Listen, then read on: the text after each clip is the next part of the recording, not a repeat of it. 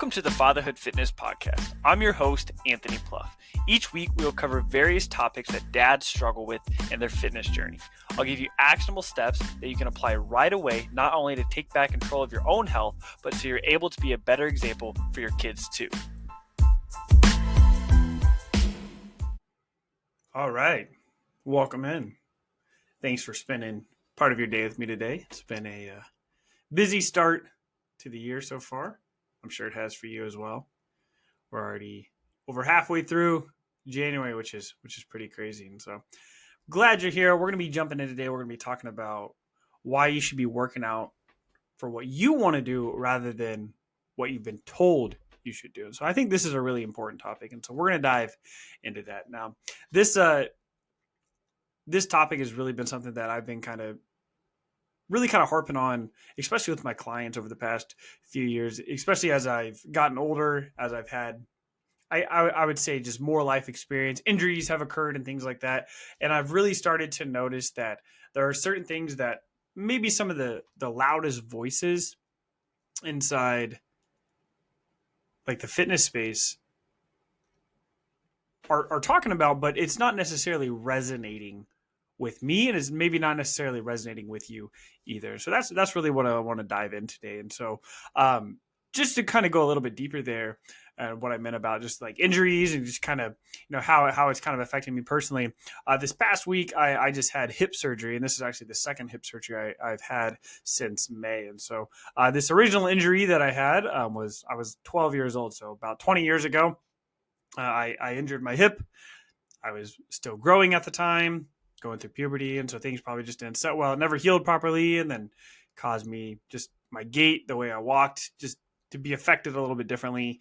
And then obviously that causes back issues, causes hip issues on the other side. And so hopefully this is the last surgery I'll have to have. And so I'm recovering from that. It's almost a week out of rehab now.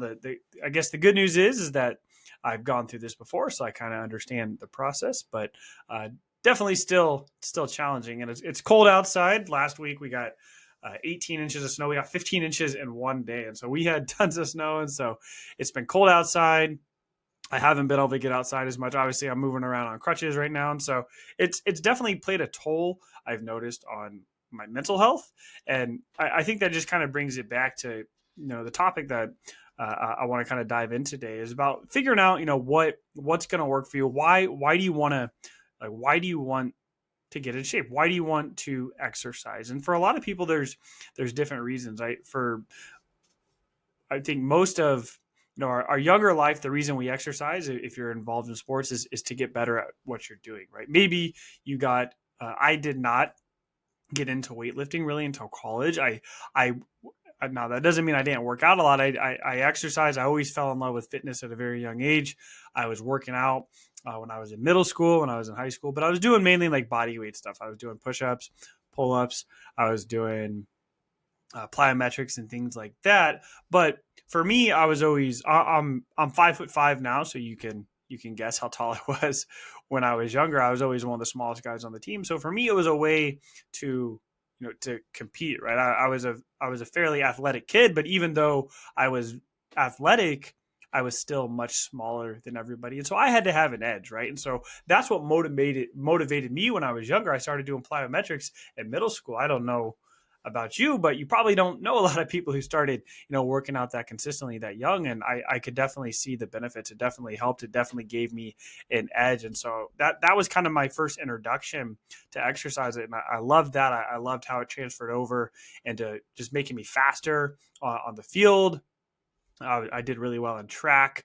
I was able to jump a lot higher than a lot of my teammates and stuff. And so I saw that really early on, and I saw that the work I was putting in was worth it.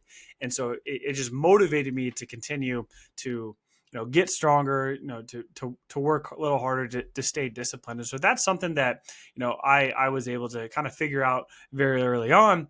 Obviously, a little later on down the road, had some injuries. But obviously I was able to push through them and stuff. But now I'm to a point right now where, 20 years removed from that, where, being the strongest, being the biggest, being, the most cut guy in the gym isn't necessarily what I'm going for. Now, obviously, like I want to be muscular. I want to be in shape. Like it feels good to be in shape, right? Once you've been in shape before and you kind of let yourself go, you kind of always have this, there's kind of always this like inkling that, makes you want to kind of get back to there. I know for me that that's been true as well, right? I know what I'm capable of. I know the times when I'm not as disciplined in some of those areas. I've seen the effect that that has on me. But most importantly, it's figuring out, what I can do with what I have right now. Obviously, having two hip surgeries this past year has made it difficult for me to find a consistent routine, right? It took me months after my first surgery in order just to be able to get back into somewhat of a routine as I was before. I couldn't lift weights for a long time. I could do some weights, but I couldn't lift my leg up. So like heavier weights, I couldn't use heavy dumbbells. I couldn't get them up to be able to get them, above my head, above my chest when I'm doing a chest press or something, because I couldn't use my hips. I couldn't use my knees to assist the dumbbells up there. And so I wasn't able to do that for a long time. I wasn't able to sprint. I wasn't really able to run. I could ride a bike, but still, like obviously, there was still some pain there, and so I kind of had to figure out like where, like what I was able to do. And for me, for a while there, it took a really hard, I would say, mental toll on me. I'm somebody who really enjoys, going for long walks and doing it very frequently. And when you factor in one, I was on crutches, so I couldn't do that. Two, I just didn't have the physical capacity to go longer than, a couple blocks at the time. Spending all that time inside and the fact that, I work from home, I wasn't outside a ton. And I noticed kind of a huge mental toll on me there. And I didn't deal with that very well. So obviously, I have previous experience. I have that, I kind of have that in my cookie jar there where I can kind of dig in and kind of, learn from those, previous experiences coming into this hip surgery. And that my challenge right now is it's just been so cold. We've had so much snow and stuff, and so I can't go walk around the yard. A lot of people haven't cleared their sidewalks off yet, and so I just trying to be going outside and just sitting in a chair. Right, it's I can't really drive too much right now, and so I know for me that if I don't do something, if I don't find something, that I'm just not going to feel very good. And I think that goes for much more than just having hip surgery, or just like for this is very temporary for me. And so obviously I want to make the best of it, but I think this goes for,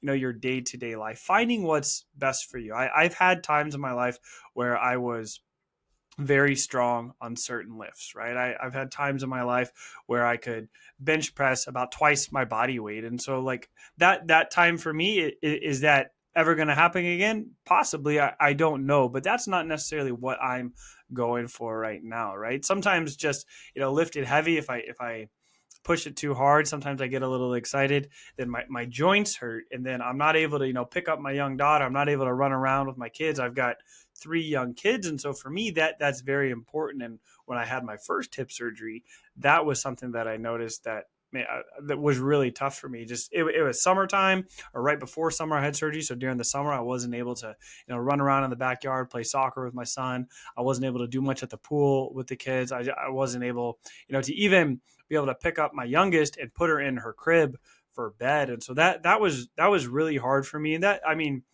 obviously, we can look and say, these are the important things in life, but when those important things in your life are actually taken away and you can no longer do them, that's when it becomes real to you. And so that's something that I really stress with my clients, is figuring out, what's gonna work for you. Where do you really want to be? Maybe in high school, maybe in college, you were a power lifter, and that season of life, that's what you love, that's what you enjoy doing. But now you've got 3 kids, you've got 4 kids, you got a full-time job, you're married, you have all these responsibilities. Is that realistic for you right now? Some people may not like, cardio. They may not like going on long walks. They may not even like running, but maybe that's what you're able to do right now. I'm not, me personally, I'm not a great long distance runner, but I'll be honest, sometimes I just really enjoy it. I'm not fast. I mean, you could there's going to be young kids that are going to be passing me on the on the street there, but sometimes it's just nice. It's nice to kind of push myself to do some of these things where I can just, it just feels a little bit different. I like doing high intensity, cardio sessions, doing longer duration, kind of more steady state cardio. And I'm not gonna lie, I don't love doing it while I'm doing it, but that feeling I have afterwards, I feel great, and it makes me want to come back and do it because I know once I'm done, it's gonna feel so much better. And so for me, it took me months after my first surgery to get to the point where I felt like I could even do some of these things. And so this has been kind of a strange transition for me personally because I got to the point where I was feeling really good. My left hip was feeling really good after surgery, about 6-7 months after surgery, and now I just had another surgery on the other hip. So now I'm going all the way back to step one now, right? But like I said, I have these previous experiences. I have these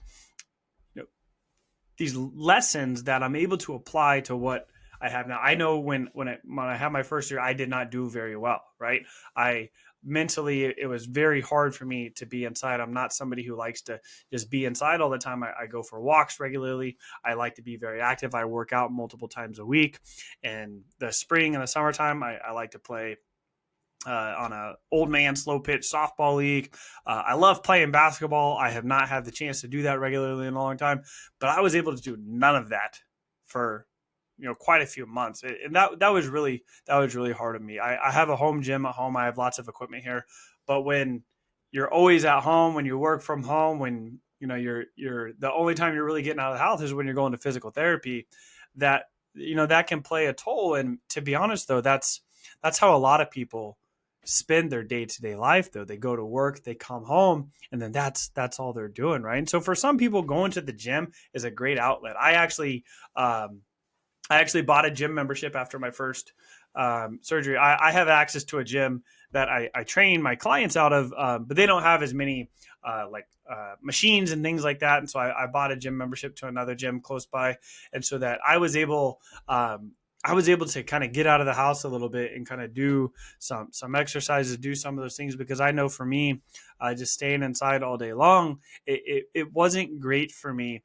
And I just didn't feel my best. And my goal really was to just to be moving, to just feel a little bit better, to get back to being able to run around with my kids, to go on walks with my wife and the kids in the evening, to go to there's an elementary school down the street from our house. We go to the park all the time, and when I wasn't able to do that like that, that was tough for me. And so I think that kind of puts things into perspective, and that may be a spot where you're at now, right? So we talked about, maybe you want to get back into, powerlifting. I don't know. Maybe you did CrossFit years ago. Maybe you were playing sports. Maybe you want to get back into those. That's great. But maybe that's also been 20 years. Maybe that's been 30 years. And jumping back into, you're wanting to get to your high school weight or kind of be as active as you were then. Is that realistic for you right now? It might be. I don't know your schedule, but I know for the majority of my clients, that's not realistic, right?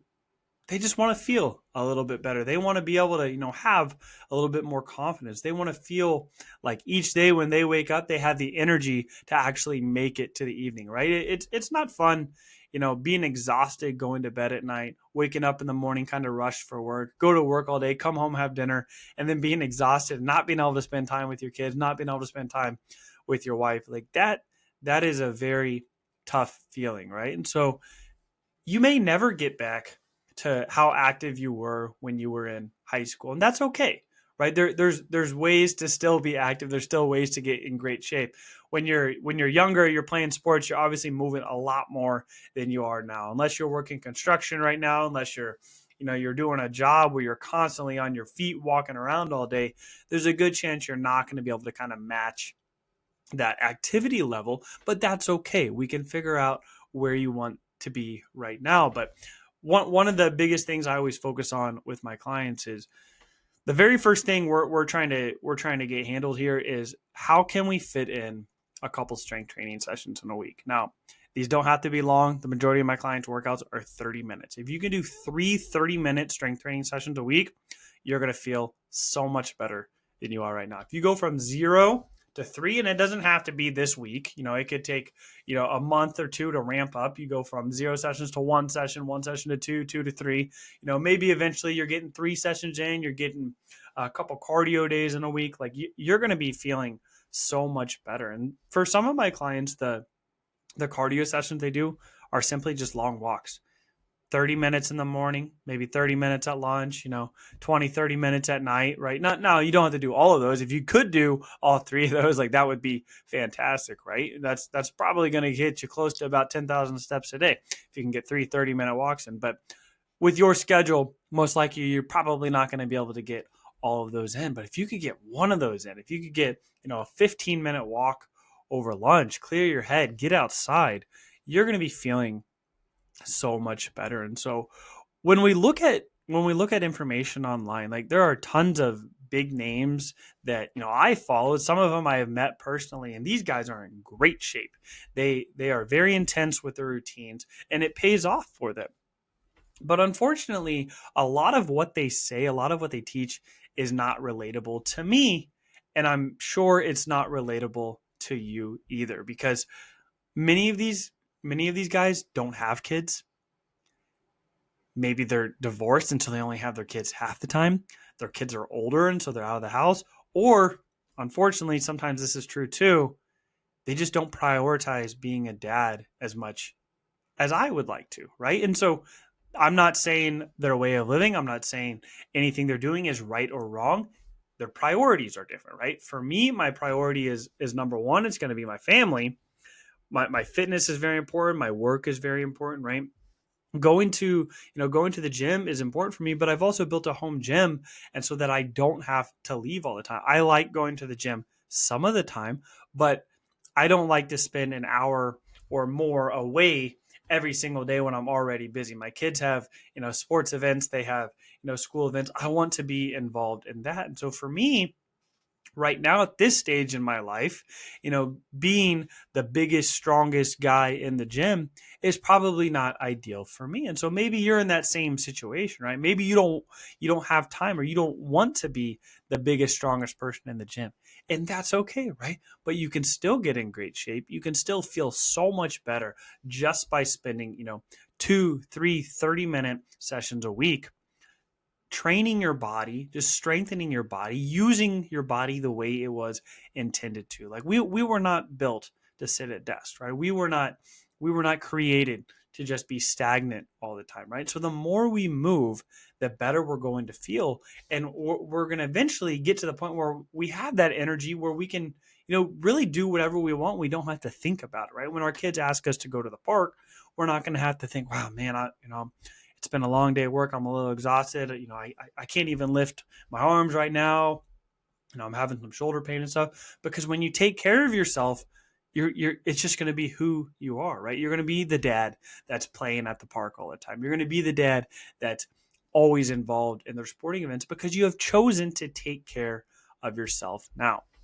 Now, as I mentioned earlier, one of the places I like to get all my clients to is we like to try and get up to the point where we're getting 3 workouts in a week. So 3 strength training workouts in a week, and then ideally 2 to 3 cardio sessions in a week too. For some people, that can be very challenging. And so what I've been doing with my clients now is each week, and this is something that you can institute into your life as well, you can implement into your life, that I think could be very helpful, is that each week set yourself a cardio challenge, right? One thing I kind of joke around with is that cardio is for the kids. Like your kids don't care how much weight you can lift, but they care that you're able to run around with them at the park. And so each week for my clients, I started setting a cardio challenge for them. And so that could be one of my clients wanted to go on a bike ride with his family. I think another week he mentioned he was going hiking with his family. Another example could be simply just, going for 2 30-minute walks during the week. It could be a 10-minute walk each morning, right? What's your cardio challenge, right? It could be, a 30-minute bike ride. All these things are great when you're focused on the strength training first, and then figure out how we can get the rest of this in too. And so challenges sometimes bring out the best in us. And so if you can challenge yourself to push yourself a little bit more, you're getting your strength training workouts in a week now. How can we challenge ourselves to get a little bit more? And so that's my challenge to you, is find something that, is going to align with not only where you want to be physically, but where you want to be as a dad too, right? Maybe right now you're doing great strength training. You're doing great getting up in the morning, getting your workouts in. But man, going up a flight of stairs is a doozy, right? And so maybe your challenge is you're going to get 2, 15-minute cardio sessions in this week. And so that when you go play with your kids, when you're playing basketball with your son, you're not winded, right? When you're helping your daughter with, she's doing cheerleading, maybe she's on the cross country team or something, and you're helping her, get better at that. You're not winded just helping her all the time. And so the cardio challenge is not just to enhance your own life, but it's going to help, you just be a better dad. It's going to help improve your family's life is too. And so when you're figuring out where you want to be right now, it can be easy to look at, some of the biggest names in the industry and wonder why, why you can't do that, right? You're looking at these powerlifting routines and these 5x5s and all these things, these CrossFit routines. But maybe that's not where you're at right now. Maybe you don't have that time right now. Maybe you don't even want to be there when you're honest with yourself. I know there have been many times in my life where I started following somebody's routine because I thought, this is what I need to do. This is what they told me. But at the end of the day, when I sat down and really thought about it, I was like, that doesn't even align with what I want right now. It doesn't even align with where I want to be. And so when you're setting your goals, make sure that they not only are going to be effective for your own situation, but they're actually something that you want to accomplish. That concludes this episode of the Fatherhood Fitness Podcast. Thank you for those of you who took time out of your busy schedules to listen. If you have any questions or comments or an idea for a topic for a future episode, please feel free to reach out, and I'd love to hear from you.